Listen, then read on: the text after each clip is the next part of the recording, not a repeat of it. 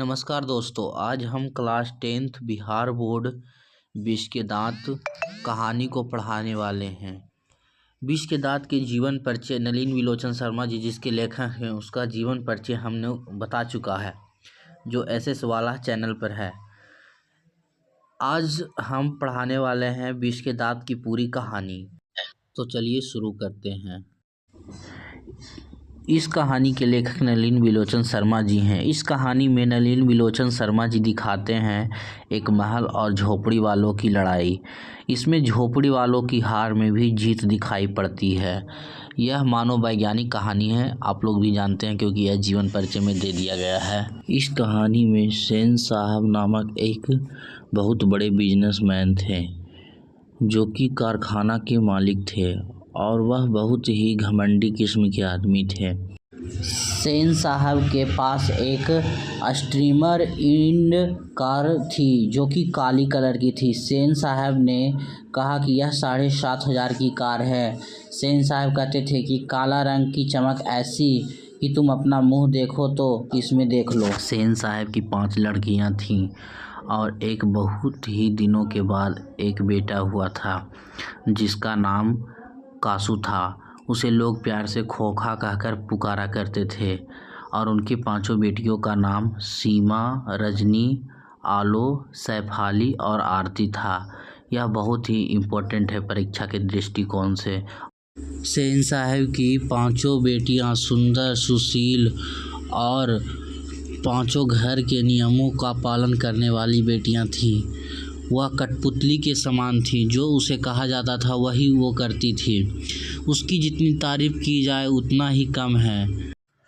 वहीं सेन साहब के सबसे छोटे बेटे लाडले, जो सेन साहब की आंखों का तारा और बुढ़ापे का सहारा था, वह बहुत ही शरारती बच्चा था। वह अपने घर के नियमों के बिल्कुल अपवाद था।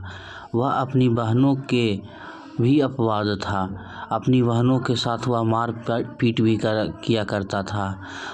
सेन साहब की चमकती हुई काली कार स्ट्रीमर इंड कार को किसी से खतरा था तो कासू से, उसके छोटे बेटे खोखा जिसे कहा जाता था उसी से खतरा था और 5 बेटियों से कोई खतरा नहीं था। इसलिए गाड़ी को देखभाल करने के लिए एक शोफर रखा जाता था। शोफर को ड्राइवर कहा जाता है। शोफर आसपास गाड़ी के घूमते रहता था कि कहीं ना कासू आकर तोड़ फोड़ कर दे। सेन साहब ने अपने बेटा और बेटियों के लिए भी अलग नियम बनाए हुए थे। बेटा को एक बढ़ई मिस्त्री घर पर पढ़ाने के लिए आता था और वहीं बेटी को घर के कामों में लगाया जाता था। सेन साहब अपने बेटे को अपनी तरह इंजीनियर बनाने के लिए सोचते हैं। सेन साहब कहते थे खोखा आखिर अपने बाप का बेटा ठहरा, उसे तो इंजीनियर होना ही है, क्योंकि अभी से ही उसमें इसके लक्षण दिखाई पड़ते हैं, इसलिए वैसे ही ट्रेनिंग इसे दी जा रही है। लोग सेन साहब से कहते हैं कि अब खोखा पूरे 5 बरस का हो चुका है तो इसे किंडरगार्टन स्कूल में भेज दो। तो सेन साहब कहते हैं कि आजकल की पढ़ाई में तो फिजूल खर्चा है, मैं अपने ढंग से इसे ट्रेन करूँगा। इसलिए खोखा के पढ़ाने के लिए उसके कारखाने से बढ़ई मिस्त्री 2-1 घंटे के लिए आकर उसे कुछ ठोक पीट किया करेगा उसके साथ। इससे बच्चों की उंगलियां अभी से ही औजार से वाकिफ हो जाएगी। एक दिन की बात है, जब सेन साहब के घर उनके कुछ दोस्त और रिश्तेदार आए तो उनमें से एक दोस्त उनका पत्रकार था जो अपने छोटे से बच्चे को साथ में लाया था। बच्चा तो बहुत ही होनहार था। किसी ने उससे बच्चे को देखकर उसकी तारीफ की और उसके पिता पत्रकार से पूछा, बच्चा तो स्कूल जाता ही होगा। इसके पहले कि पत्रकार महोदय कुछ जवाब देते, सेन साहब ने अपने बेटे के बारे में शुरू कर दिया, मैं तो खोखा को इंजीनियर बनाने जा रहा हूँ। फिर पत्रकार महोदय चुपचाप मुस्कुराते रहें। जब फिर पत्रकार महोदय से पूछा जाता है कि उसे क्या बनाना चाहते हैं तो वह कहते हैं कि यह कुछ बने या ना बने, लेकिन मैं इसे जेंटलमैन ज़रूर बनाना चाहता हूँ। इतनी ही बातें करते हुए बाहर शोरगुल सुनकर सेन साहब उठने लगे। तो उनके मित्रों ने भी जाने की इच्छा प्रकट की और उन्हीं के साथ बाहर आ गए। बाहर सेन साहब के शोफर या ड्राइवर एक औरत से लड़ रहा था। वह मदन की माँ होती है। औरत के पास एक 5 साल का बच्चा खड़ा था जिसे वह रोकने का काम कर रहा था क्योंकि वह बार बार शोफर को झपटता था। सेन साहब बाहर आए तो शोफर ने कहा, यह मदन गाड़ी को छू रहा था तो गाड़ी गंदी हो जाती। मैंने मना किया तो लगा मुझे झपटने, तो मैंने उसे अलग कर दिया। फिर माँ अपने बेटे मदन को घुटने से निकल रहे खून को पोंछती हुई चली जाती है क्योंकि उसे ड्राइवर ने धकेल दिया था। ठीक मदन के जाने के बाद मोटर के पीछे से खटखट की आवाज़ सुनकर शोफर और सेन साहब दोनों गाड़ी के पीछे दौड़े। देखा तो खोखा ने गाड़ी के पिछली बत्ती को चकनाचूर कर दिया।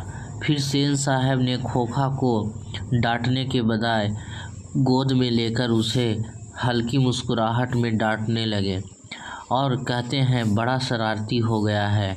कासू मोटर के पीछे हरदम पड़ा रहता है। शायद यह देखना चाहता है कि यह बत्ती के अंदर क्या है। बात ऐसी थी कि खोखा के दुर्लभ स्वभाव के कारण सेन साहब ने अपनी सिद्धांतों को भी बदल दिया था। फिर सेन साहब और उनके दोस्त मिस्टर सिंह अपने कार की ओर जा रहे थे तो देखते हैं कि खोखा ने उनका भी कार का हवा निकाल दिया है। खोखा को मौका मिलते ही शरारत कर बैठता है। सेन साहब जब अंदर लौटे तो सेन साहब के फैक्ट्री में किरानी थे जिनका नाम गिरधर लाल था। यह मदन के पिता थे। जब उसे सेन साहब बुलाते हैं तो वह सेन साहब के सामने सिर झुकाकर खड़ा हो जाता है, जैसे खून के जुर्म में जज के सामने खड़ा मुजरिम हो। फिर सेन साहब कहते हैं कि मदन आजकल बहुत शरारती हो गया है। वह मेरे ड्राइवर से झपटने लगा था। मैं तुम्हारी भलाई के लिए कहता हूँ, वरना ऐसे ही लड़के आगे चलकर चोर, गुंडे और डाकू बनते हैं। उसी रात जब गिरधर लाल अपने क्वार्टर में आता है तो वह अपने बेटे के साथ मारपीट करता है और माँ को कहता है कि तुम्हारे लाड प्यार ने इसे बिगाड़ रखा है। इससे मदन का आंत्र रुंध गया था, लेकिन दूसरे दिन तो बिल्कुल बेढब मामला हो गया था। शाम के वक्त मदन धूल में आवारागर्दी लड़कों के साथ लट्टू नचा रहा था। वहीं शाम के वक्त खेलता कूदता खोखा बगल वाली गली से जा निकला जहाँ पर मदन खेल रहा था।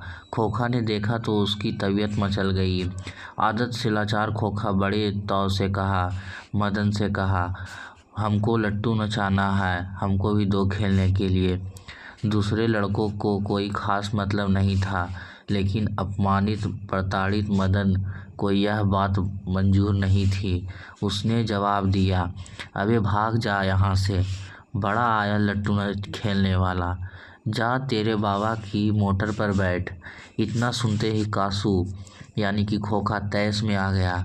वह इसी उम्र में नौकरों पर अपनी बहनों पर हाथ चला देता था और क्या मजाल कि उसे कोई छू कर दे।